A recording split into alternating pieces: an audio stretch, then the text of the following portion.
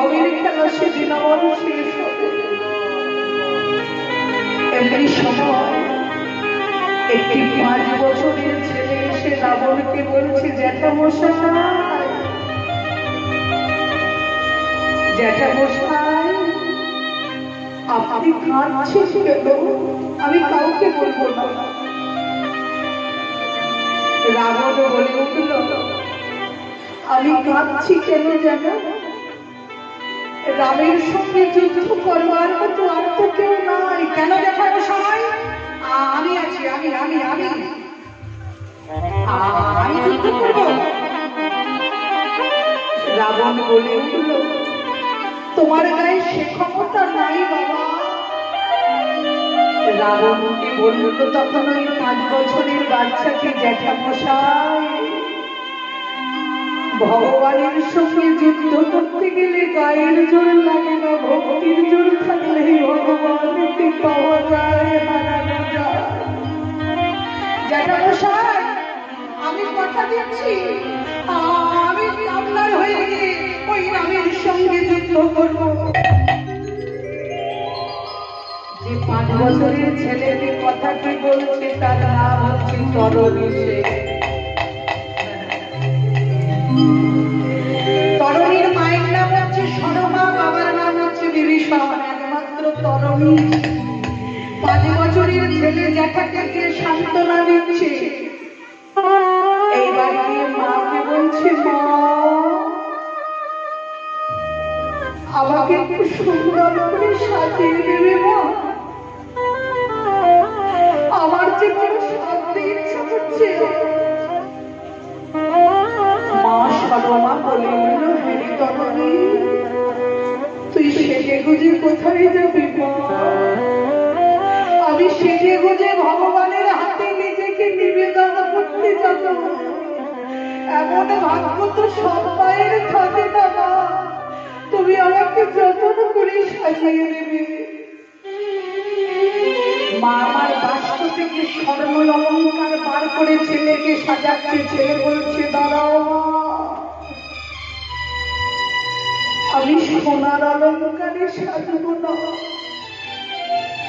আজ তুমি চন্দন দিয়ে আমার সর্বঙ্গে রাম নামের অলঙ্কারে সাজিয়ে দাও, কারণ আজ যে আমি রামের কাছে যাচ্ছি নিজেকে নিবেদন করতে। মা আমার সাজিয়ে দিচ্ছে আর কেঁদে কেঁদে বলছে, তরণী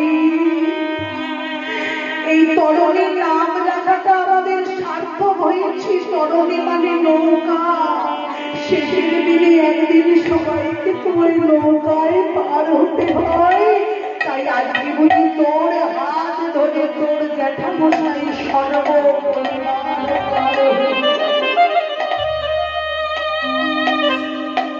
তরণী তখন বলে উঠল, মাগো মাগো তোমায় একটা কথা বলবো মা। আর তো কোনোদিন তোমার সঙ্গে আমার দেখা হবে না,